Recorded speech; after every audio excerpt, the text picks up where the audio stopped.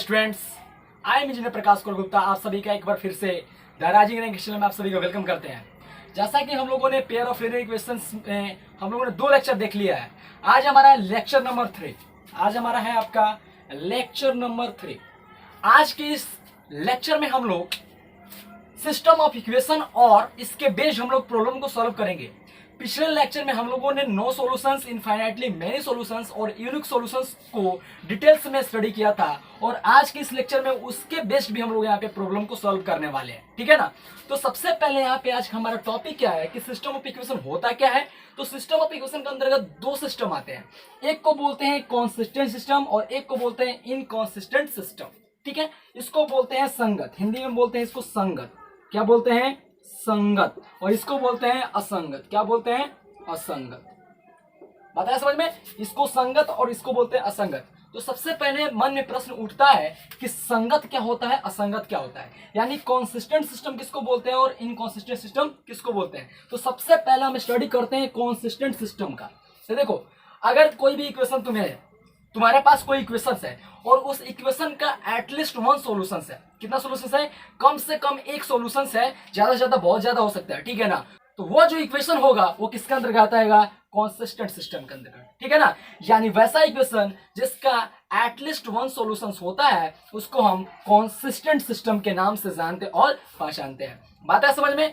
अब बात आती है इनकॉन्सिस्टेंट सिस्टम क्या होता है। तो देखो, अगर कोई भी इक्वेशन है और उस इक्वेशन का एक भी सॉल्यूशंस नहीं है, एक भी सॉल्यूशंस नहीं है, तो वो जो इक्वेशन होगा वो किसके अंतर्गत आएगा? इनकॉन्सिस्टेंट सिस्टम के अंतर्गत। तो बात है समझ में कि कॉन्सिस्टेंट सिस्टम क्या होता है, इनकॉन्सिस्टेंट सिस्टम क्या होता है। यानी किसी इक्वेशन का एटलीस्ट 1 सॉल्यूशंस होगा तो उसको हम संगत बोलेंगे और किसी इक्वेशंस का कोई भी सॉल्यूशंस नहीं होगा तो उसको हम क्या बोलेंगे? Inconsistent system.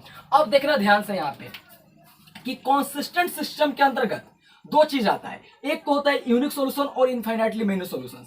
यूनिक सॉल्यूशंस में क्या होता है कि जब a1 बाई a2 बराबर b1 by not equal to b1 by b2, a1 by a2 not equal to b1 by b2। और नो इनफाइनाइटली मेनी सॉल्यूशंस में क्या होता है?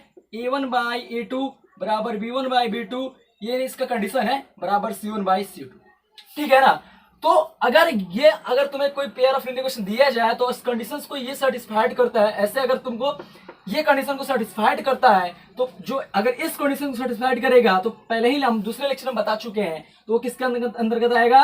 यूनिक सॉल्यूशन के अंतर्गत। बात है समझ में? और ये अगर कंडीशन को फुलफिल करेगा तो वो किसके अंतर्गत आएगा? इनफाइनाइटली मेनी सॉल्यूशंस के अंतर्गत। यानी उस इक्वेशन का बहुत सारा वैल्यू होगा जो इस इक्वेशन, दोनों इक्वेशन को क्या करेगा? सेटिस्फाइड करेगा। आया बात समझ में? और नो सॉल्यूशन मतलब क्या होता है कि a1 बाई a2 जो होगा वो बराबर होगा b1 बाई b2 के, और ये नॉट इक्वल टू होता है c1 बाई c2। तो जब कुछ ऐसा दिखाई दे तो उस इक्वेशंस का नो सॉल्यूशंस मिलता है। तो कॉन्सिस्टेंट सिस्टम के अंतर्गत यूनिक सॉल्यूशंस और इनफाइनाइटली मेनी सॉल्यूशंस, और इनकॉन्सिस्टेंट सिस्टम के अंतर्गत आपका नो सॉल्यूशंस आएगा। तो बात आ गया समझ में? तो चलो वीडियो को पॉज करके इसको उतार लो, हम आगे थोड़ा डिटेल्स में इसको लिख देते हैं बोर्ड पे कि उससे समझ में आ जाएगा क्वेश्चन को कैसे हैंडल किया जाता है। ठीक है ना। तो अब देखो यहाँ पे मैंने कि अभी इंग्लिश में लिखा था ना, तो उसको थोड़ा डिटेल्स में करके मैं हिंदी में लिख दिया हूँ। ठीक है ना, ताकि हिंदी मीडियम स्टूडेंट्स के लिए कोई प्रॉब्लम ना हो। देखना ध्यान से, यहाँ पे जो मैंने चीज वहां पे लिखा था ना अभी कुछ देर पहले इंग्लिश में, इसी को मैंने हिंदी में लिख दिया। देखना ध्यान से, कह रहा है कि इफ a1 बाई a2 बराबर b1 by b2 not equal to c1 by c2, तो उसका क्या होता है? नो सॉल्यूशंस होता है। और वो जो इक्वेशन होगा वो किसके अंतर्गत आएगा? आपका इनकॉन्सिस्टेंट सिस्टम के अंतर्गत, यानी उसको हम क्या बोलेंगे? असंगत। बात आई समझ में? अब देखना ध्यान से कि यदि a1 by a2 not equal to b1 by b2 हो तो वो क्या होता है? उसका यूनिक सॉल्यूशंस होता है, अद्वितीय हल होता है। और वो जो उसको उस समीकरण जो निकाय होता है उसको हम बोलते हैं अविरोधी। क्या बोलते हैं? अविरोधी उसको, या हम क्या बोलते हैं? संगत। ठीक है। उसके बाद से तीसरा है कि यदि a1 बाई a2 बराबर b1 बाई b2 बराबर c1 बाई c2 हो, उस इक्वेशंस का इनफाइनाइटली मैनी सॉल्यूशंस होता है। ठीक है। और वो समीकरण निकाय को हम आश्रित हल कहते हैं या संगत युग्म कहते हैं। ठीक है ना। तो आई होप तुमको ये समझ में आया होगा। अब हम इस पे अच्छे प्रॉब्लम को सॉल्व करते हैं। ठीक है ना। तो चलो वीडियो को पॉज करके इसको उतार लो। ठीक है।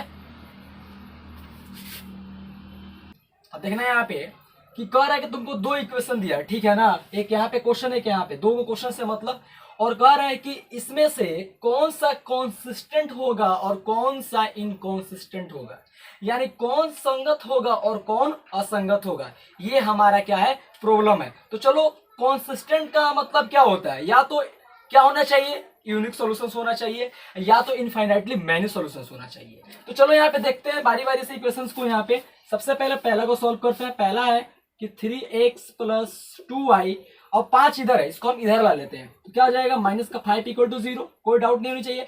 अब यहाँ पे देखना ध्यान से कि 2x - 3y - 7 = 0, ठीक है। अब देखना यहाँ पे सबसे पहले यहाँ से क्या निकालेंगे, a1 = 3, b1 = 2 और c1 = -5, कोई डाउट नहीं होना चाहिए। अब यहां से देखना a2 = 2, b2 = -3 और c2 = -7। अब यहाँ पे देखना ध्यान से कि a1/a2 निकालते हैं। a1/a2 निकालोगे क्या आएगा, 3/2, कोई डाउट नहीं होना चाहिए। अब देखना b1/b2 भी निकाल लेते हैं। तो b1/b2, b1 कितना है तुम्हारा, 2 है, और b2 कितना है, -3 है, कोई डाउट नहीं।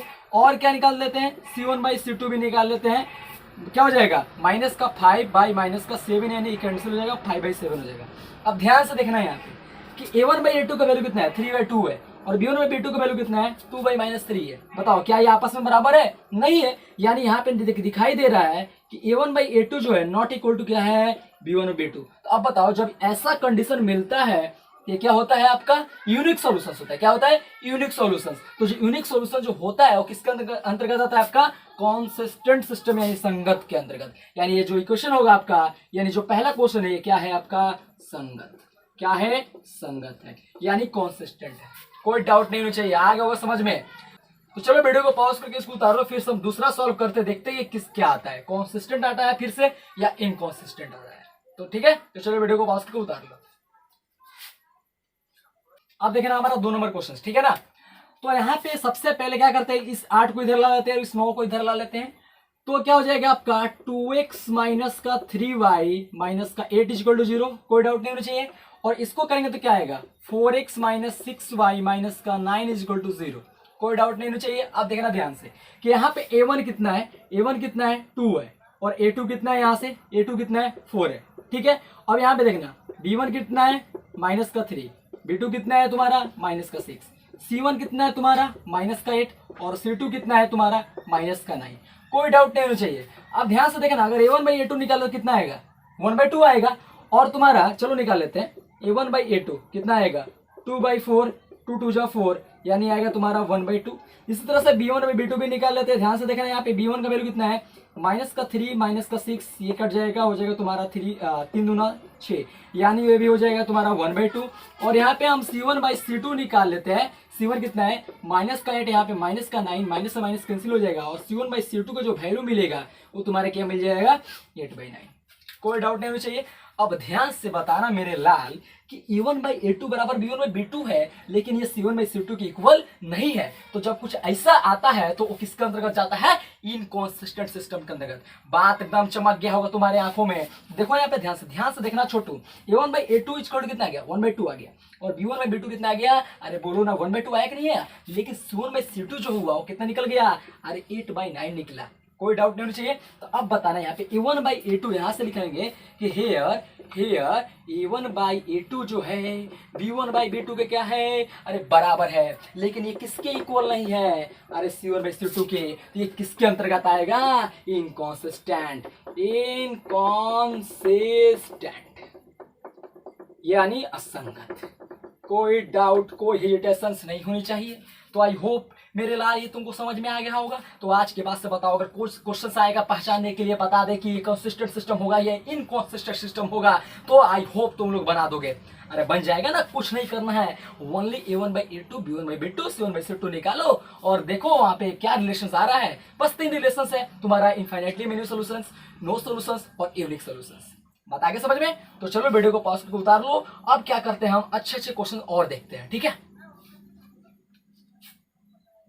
तो चलो छोड़ो, देखो यहाँ पे क्वेश्चन आ गया है, कह रहा है, देखना ध्यान से, मैं इस इंग्लिश में लिखा है, एक बार मैं तुमको हिंदी में भी एक्सप्लेन कर दे रहा हूँ, ठीक है छोटू, देखना ध्यान से। कह रहा है कि for what value of k the system of equation k x plus 3y equal to 6 3x plus y equal to 1 a unique solution. देखना इस क्वेश्चन को कितने तरीके से पूछ सकता है, बताते हैं, देखना बारी बारी से। सबसे पहले कि के किस मान के लिए दिए गए इक्वेशन का यूनिक सॉल्यूशंस यानी अद्वितीय हल होगा। आई होप तुमने वीडियो को पॉज करके लिख लिया होगा, लिख लेना। तो आई होप तुम लोग लिख लोगे वीडियो को फिर से रिप्ले करके। फिर से एक बार बोल दो, के किस मान के लिए दिए गए समीकरण का अद्वितीय हल होगा, यानी क्वेश्चन ये लिख देना, ठीक है। या क्वेश्चन अब बताओ कि जब यूनिक सॉल्यूशंस होता है तो उसकी जो रेखाएं होती हैं एक दूसरे को क्या करती हैं छोटू, प्रतिच्छेद करती हैं। अरे करती हैं कि नहीं करती हैं। तो ये भी क्वेश्चन पूछ सकता है कि के किस मान के लिए दिए गए दोनों समीकरण आपस में प्रतिच्छेद करेंगे। बात है समझ में, ये भी क्वेश्चन पूछ सकता है। अब देखना है एक और क्वेश्चन पूछ सकता है कि के किस मान के लिए दिए गए समीकरण का अविरोधी हल होगा। ठीक है छोटू, इतना तरह से तुमको क्वेश्चन यहाँ पे पूछ सकता है। अब देखो, देखते हैं कि 7 क्वेश्चन आंखों में चमक होनी चाहिए। ऐसे क्वेश्चन क्या दिखता है मेरे छोटो, अरे साफ दिखता है। तो देखो सबसे पहले जो 2 इक्वेशन दिया है ना, इसको उतार लेंगे और यूनिक सॉल्यूशन होने के लिए छोटू कंडीशंस क्या होते हैं, अरे पता है कि नहीं पता है। देखो ध्यान से कितनी आसानी से इसको हम फोड़ते हैं। सबसे पहले लिखेंगे सॉल्यूशन, ठीक है छोटू। अब देखना गिवन, गिवन मतलब दिया है, क्या दिया है कि x प्लस 3y और इस 6 को हम इधर ला रहे हैं, ठीक है ना। तो क्या हो जाएगा छोटू, माइनस का 6 इक्वल टू 0, कोई डाउट नहीं होना चाहिए। आप देखना ध्यान से यहाँ पे, इसको 3x plus y minus 1 is equal to 0, कोई डाउट नहीं होनी चाहिए छोटू तुमको। आप देखना यहाँ पे कि a1 का वैल्यू कितना है, a1 is equal to k आ गया, ठीक है। a2 बराबर कितना है, a2 बराबर कितना है 3 है, कोई डाउट नहीं होना चाहिए। अब देखना b1 इज इक्वल टू कितना है 3 है और b2 इज इक्वल टू कितना है तुम्हारा 1 है और c1 इज इक्वल टू कितना है तुम्हारा -6 और c2 इज इक्वल टू कितना है तुम्हारा -1। अब बताओ तो कि यूनिक सॉल्यूशन अद्वितीय हल होने के लिए या अविरोधी हल होने के लिए क्या कंडीशंस होते हैं कि a1 by a2 not equal to b1 by b2 होना चाहिए, ठीक है छोटू। तो देखा यहाँ पे कि 4 यूनिक सॉल्यूशंस क्या होता है छोटू कि a1 by a2 not equal to b1 by b2 होना चाहिए। अब बारी बारी से यहाँ पे वैल्यू को रखते हैं a1 बाई a2 यानी k by 3 is not equal to 3 by 1। अब इसको क्रॉस मल्टीप्लाई करेंगे तो k कम k नॉट इक्वल टू क्या आना चाहिए 9, यानी k इज इक्वल टू 9 को छोड़कर, देखो 9 को छोड़कर जितने भी तुम्हारे रियल वैल्यू होंगे वो सारे वैल्यू यहाँ पे रखने से क्या हो जाएगा, इस इक्वेशन का यूनिक सॉल्यूशन हो जाएगा। छोड़ देखो यहाँ पे 9 रख के देख सकते हो तुम। देखो अगर यहाँ पे हम 9 रखते हैं ना, ध्यान से देखना, 9 रखेंगे तो a1 बाई a2 तुम्हारा क्या मिलेगा। देखो यहाँ पे 9 रखेंगे तो तुम्हारा आ जाएगा 9 बाई 3 यानी आ जाएगा तुम्हारा 3 और b1 बाई b2 कितना है, b1 बाई b2 छोटो यहाँ पे देखो कि निकाले हैं तुम्हारा कितना 3 बाई 1। तो अब देखो यहाँ पे 3 इक्वल टू 3 आ जाएगा, नहीं आ जाएगा, अरे आएगा ना। तो जब ऐसा हो जाएगा तो यूनिक सॉल्यूशन नहीं होगा, यानी k का वैल्यू 9 नहीं होना चाहिए, ठीक है छोटू। यानी k इज इक्वल टू 9 नहीं होना चाहिए, यानी इसका आंसर क्या हो सकता है, इसका आंसर हो सकता है ऑल रियल वैल्यू एक्सेप्ट 9, ठीक है, एक्सेप्ट 9 यानी सभी रियल वैल्यू को लेंगे लेकिन 9 को छोड़कर, ठीक है छोटू। आगे समझ में, यानी इसका आंसर हो गया तुम्हारा k नॉट इक्वल टू 9, यानी ये आंसर लिख सकते हो ऑल रियल वैल्यू एक्सेप्ट 9, यानी 9 को छोड़कर सारे वैल्यू होंगे, ठीक है ना। तो आगे छोटू समझ में, कोई डाउट नहीं होना चाहिए कि 9 को छोड़कर सभी वैल्यू जो होंगे यहाँ पे रखने से उस इक्वेशन का तुम्हारा यूनिक सॉल्यूशन मिलेगा। तो अगर आज के बाद से तुम्हें कोई भी प्रॉब्लम दे, यूनिक सॉल्यूशंस का, इनफाइनाइटली मेनी सॉल्यूशंस का हो या नो सॉल्यूशंस का हो छोटू, तुम आसानी से उसको बना सकते हो। तो चलो एक और क्वेश्चन देख लेते हैं, उसके बाद हम तुमको होमवर्क दे देंगे, ठीक है छोटू। तो चलो वीडियो को पॉज करके उतार लो। अब देखो यहाँ पे नेक्स्ट क्वेश्चन कह रहा है कि find the value of k for which the system of equation x plus 2y बराबर 0, 2x प्लस ky बराबर 5 हैज नो सॉल्यूशंस, यानी k के किस मान के लिए दिए गए समीकरण का नो सॉल्यूशंस यानी कोई हल नहीं होगा। इस क्वेश्चन को ऐसा भी ये पूछ सकता है कि k के किस मान के लिए दिए गए समीकरण का असंगत युग्म होगा। या क्वेश्चन को ऐसे भी पूछ सकता है कि दिए गए रेखाएं के किस मान के लिए एक दूसरे के क्या होंगी, पैरेलल होंगी। ठीक है छोटू, तो आई होप तुम लोगों ने लिख लिया होगा, अगर नहीं लिखोगे तो फिर से वीडियो को क्या करना, रिप्ले कर लेना। ठीक है छोटू, तो देखो यहाँ पे क्वेश्चंस को यहाँ पे सॉल्व करते हो। तो सबसे पहले क्या करेंगे, जैसे क्वेश्चंस में करते हैं पहले कि गिवन गिवन, तो देखो छोटू यहाँ पे क्या लिखेंगे, गिवन गिवन क्या गिवन है, x + 2y = 0 और यहाँ पे 5 को इधर ला लेते हैं, 2x minus sorry plus ky minus का 5 = 0। अब देखना यहाँ पे a1 का वैल्यू कुछ नहीं तो कितना है, 1 है, और a2 का वैल्यू यहाँ से कितना है, 2 है। ठीक है छोटू, b1 का वैल्यू तुमको कितना दिखाई दे रहा है, 2, और b2 का वैल्यू कितना दिखाई दे रहा है छोटू, तुम्हारा k, और c1 का क्या दिखाई दे रहा है, 0, और c2 का क्या दिखाई दे रहा है, -5। तो सबसे पहले हम a1/a2 निकाल लेते हैं, चूंकि नो सॉल्यूशन पूछ रहा है, तो फॉर नो सॉल्यूशन क्या होता है छोटू, a1/a2 बराबर होता है b1/b2 नॉट इक्वल टू होना चाहिए c1/c2। ठीक है छोटू, तो चलो a1/a2 को लिखते हैं, तो कितना हो जाएगा तुम्हारा, यहाँ पे देखना ध्यान से, 1/2 = कितना हो जाएगा, 2/k। अब यहाँ पे 2/k हो जाएगा, इसको क्रॉस मल्टीप्लाई करते हैं, सबसे पहले इस दोनों को ये है, तो देना छोटू, k कम k 2 दूना 4, यानी k का वैल्यू कितना आएगा तुम्हारा, 4 आएगा। अब देखो यहाँ पे कि अगर k का मान जहां की यहाँ पे 4 रखें तो वहीं पे क्या बन जाएगा, इस इक्वेशन का नो सॉल्यूशन। चूंकि देखो यहाँ पे कि c1/c2 कितना आएगा, 0/0 आएगा, यानी नॉट इक्वल टू आ रहा है कि a1/a2 का नॉट इक्वल टू आ रहा है, अरे आ रहा है कि नहीं छोटू। तो अब देखना यहाँ पे अगर k का वैल्यू यहाँ पे 4 रख रहे हैं, देखो ध्यान से देखो, यहाँ पे 4 रख देंगे तो यहाँ पे क्या हो जाएगा, 1/2 मिल रहा है, और 2 क्या हो जाएगा, 4 हो जाएगा। अरे b1/b2 लिखेंगे यहाँ पे, तो यहाँ k का वैल्यू 4 रखेंगे तो 1/2 आएगा ना, यानी बराबर हो जाएगा, यानी a1/a2 बराबर हो जाएगा b1/b2 और नॉट इक्वल टू कितना हो जाएगा, c1/c2। ठीक है छोटू, अरे आएगा ना, क्योंकि c1/c2 कितना हो जाएगा, 0 हो जाएगा, यानी तीनों जो है ये दोनों बराबर लेकिन इसके बराबर नहीं है, तो वहां पे क्या होता है छोटू, नो सॉल्यूशंस मिलता है। यानी k = 4 के लिए जो होगा, यानी k का वैल्यू 4 रखेंगे, ये तो दी गई रेखाएं क्या हो जाएंगी, पैरेलल हो जाएंगी, या क्या हो जाएगा, ये असंगत हो जाएगा, या क्या हो जाएगा, इसका नो सॉल्यूशंस हो जाएगा।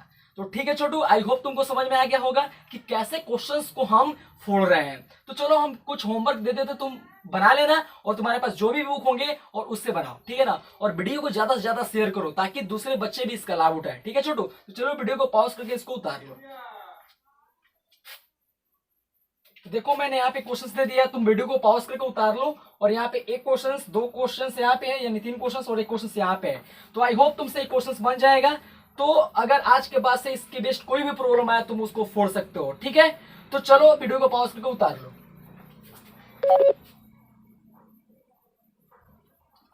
आई होप तुमने वीडियो को पॉज करके उतार लिया होगा। तो चलो मिलते हैं नेक्स्ट लेक्चर में। तो क्या करो, वीडियो को ज्यादा से ज्यादा शेयर करो और ज्यादा से ज्यादा बच्चों को ऐड करो इस चैनल के माध्यम से, और बोलो चैनल को सब्सक्राइब करें और लाइक करें और कमेंट करें और बेल आइकन को प्रेस करें, ताकि मैं जो भी वीडियो अपलोड करूं उसका नोटिफिकेशन सबसे पहले तुमको मिल जाए। तो चलो छोटू, मिलते हैं नेक्स्ट लेक्चर में, तब तक के लिए नमस्कार।